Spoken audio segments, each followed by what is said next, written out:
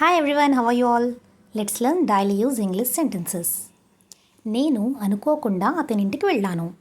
నేను అనుకోకుండా అతనింటికి వెళ్ళాను. దీన్ని ఇంగ్లీష్లో ఏమంటారు? I went to his home unexpectedly. I went to his home unexpectedly. అనుకోకుండా అంటే unexpectedly. నేను అతనింటికి వెళ్ళాను అంటే I went to his house. మేము అనుకోకుండా బయట భోజనం చేశాం. ఒక్కొక్కసారి అనుకోకుండా బయటకు వెళ్ళినప్పుడు భోజనం చేస్తూ ఉంటాం కదా, అలాంటప్పుడు ఇంగ్లీష్లో ఇలా అనాలి. We had lunch out side unexpectedly. We had lunch out side unexpectedly. నాకు చాలా ఆకలిగా ఉంది. నాకు చాలా ఆకలిగా ఉంది. I am ఫెమిష్డ్. ఫెమిష్డ్ అంటే ఎక్కువగా ఆకలి కలిగి ఉండటం, అంటే ఎక్స్ట్రీమ్లీ హంగ్రీ. విపరీతంగా ఆకలి వేసేస్తుంది అంటాం కదా, అలాంటప్పుడు ఫెమిష్డ్ అనే వర్డ్ యూస్ చేస్తాం. ఆమె బెడ్ మీద నీళ్లు పడేసింది. ఆమె బెడ్ మీద నీళ్లు పడేసింది. She spilled water on the bed. She spilled water on the bed. Spilled అంటే పడిపోవడం. నువ్వు ఫ్యాన్ ఆన్ చేసి వదిలేసావు. నువ్వు ఫ్యాన్ ఆన్ చేసి వదిలేసావు. You left the fan on. You left the fan on. ఆమె మొత్తం తడిచిపోయింది. ఆమె మొత్తం తడిచిపోయింది. దీన్ని ఇంగ్లీష్లో ఏమంటారు అంటే she is fully drenched. She is fully drenched. Drenched అంటే తడిచిపోవడం. ఫుల్లీ డ్రెంచ్డ్ అంటే మొత్తం తడిచిపోవడం. నువ్వు హోంవర్క్ చేయడానికి చాలా టైం తీసుకుంటున్నావు. నువ్వు హోంవర్క్ చేయడానికి చాలా టైం తీసుకుంటున్నావు. దీన్ని ఇంగ్లీష్లో ఏమంటాం? You are taking too long to do your homework. You are taking too long to do your homework. Too long అంటే ఎక్కువ సమయం. You are taking too long అంటే ఎక్కువ సమయం తీసుకుంటున్నావు. దేనికి? To do your homework. Homework చేయడానికి. నువ్వు రెడీ అవ్వడానికి చాలా టైం తీసుకుంటున్నావు. నువ్వు రెడీ అవ్వడానికి చాలా టైం తీసుకుంటున్నావు. You are taking too long to get ready. You are taking too long to get ready అంటే రెడీ అవ్వడానికి చాలా సమయం తీసుకుంటున్నావు. తను నా మీద అలిగింది. తను నా మీద అలిగింది. దీన్ని ఇంగ్లీష్లో ఏమంటాం? She is upset with me. Upset అంటే అలిగింది. అదే అబ్బాయి అయితే he is upset with me. నేను నీకేం చెప్పాను నువ్వేం చేసావు. నేను నీకేం చెప్పాను నువ్వేం చేసావు. మనం ఒకటి చెప్తే వాళ్ళు ఇంకోటి చేస్తారు కదా, అలాంటి సందర్భాల్లో ఈ సెంటెన్స్ యూజ్ చేస్తాం. What did I tell you and what did you do. What did I tell you and what did you do. నేను దానిని స్వయంగా చేశాను. నేను దానిని స్వయంగా చేశాను. I did it on my own. I did it on my own. నేను స్వయంగా వంట చేశాను అంటాం కదా, I cooked on my own. I cooked on my own. నేను వచ్చేలోపు అతను వెళ్ళిపోయాడు. నేను వచ్చేలోపు అతను వెళ్ళిపోయాడు. He had left by the time I arrived. He had left by the time I arrived. ఎప్పుడు చూసినా నువ్వు ఆడుతూనే ఉంటావు. ఎప్పుడు చూసినా నువ్వు ఆడుతూనే ఉంటావు. దీని ఇంగ్లీష్లో ఏమంటాం? Whenever I see you, you're always playing. Whenever I see you, you're always playing. పిల్లలతో ప్రయాణం చేయడం ఎంత కష్టమో నాకు తెలుసు. పిల్లలతో ప్రయాణం చేయడం ఎంత కష్టమో నాకు తెలుసు.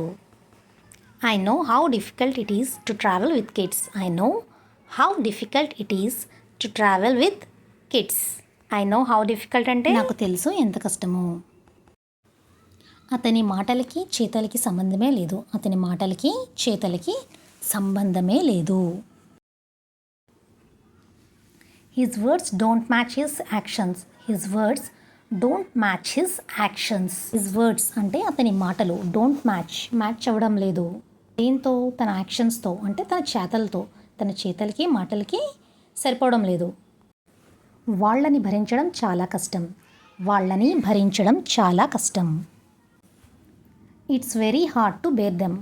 It's very hard to bear them లేకపోతే it's very difficult to bear them. Bear అంటే భరించడం. ఎవరో ఏదో అంటారని ఆలోచించకు. ఎవరో ఏదో అంటారని ఆలోచించకు. మనం ఇలా చేస్తే వాళ్ళు ఏమనుకుంటారో అని ముందుగానే మనం ఆలోచించేస్తుంటాం కదా, అలాంటి సందర్భాల్లో ఇలా అంటారు. Don't think about what somebody else says. Don't think about what somebody else says. ఆ విషయం గురించి పదే పదే ఆలోచించకు. ఆ విషయం గురించి పదే పదే ఆలోచించకు. చాలామంది అయిపోయిన విషయాన్ని గురించి పదే పదే ఆలోచిస్తూ ఉంటాం కదా, అలాంటప్పుడు ఇలా అనాలి. Don't think about that again and again. Don't think about that again and again. Again and again అంటే పదే పదే. నువ్వు చెప్పకపోతే నాకెలా తెలుస్తుంది? నువ్వు చెప్పకపోతే నాకెలా తెలుస్తుంది? దీన్ని ఇంగ్లీష్లో ఏమంటాం? How do I know unless you tell. How do I know unless you tell. How do I know నాకెలా తెలుస్తుంది? అన్లెస్ యూ టెల్ నువ్వు చెప్పకపోతే. అతనికి కోపం వచ్చి నా మీద అరిచాడు. అతనికి కోపం వచ్చి నా మీద అరిచాడు. దీన్ని ఏమంటాం ఇంగ్లీష్లో? He got angry and shouted at me. He got angry and shouted at me. Angry అంటే కోపం, షౌటెడ్ అంటే అరవడం. నువ్వు నన్నెందుకు కంగారు పెడుతున్నావు? నువ్వు నన్నెందుకు కంగారు పెడుతున్నావు? దీన్ని ఇంగ్లీష్లో ఏమంటాం?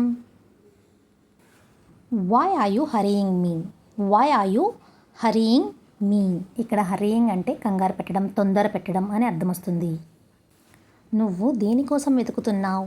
నువ్వు దేనికోసం వెతుకుతున్నావు? What are you searching for. What are you searching for.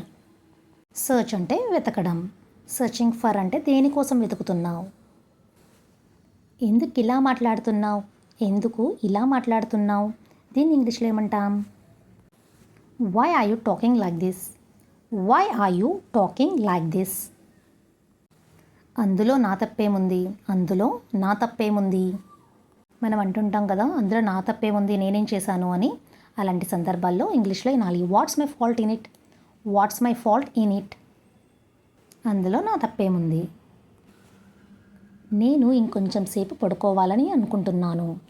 నేను ఇంకొంచెం సేపు పడుకోవాలని అనుకుంటున్నాను. దీని ఇంగ్లీష్లో ఏమంటాం? I want to sleep a little longer. I want to sleep a little longer. A little longer అంటే ఇంకొంచెం సేపు అని అర్థం. చిన్న కునుకు తీశాను. చిన్న కునుకు తీశాను. మనం అంటుంటాం కదా, ఇప్పుడే చిన్న కునుకు తీశాను అని. అలాంటి సందర్భాల్లో ఇంగ్లీష్లో ఇలా అంటాం. I took a small nap. I took a small nap. Nap అంటే కునుకు. రాత్రంతా నాకు కంటి మీద కునుకు లేదు. రాత్రంతా నాకు కంటి మీద కునుకు లేదు.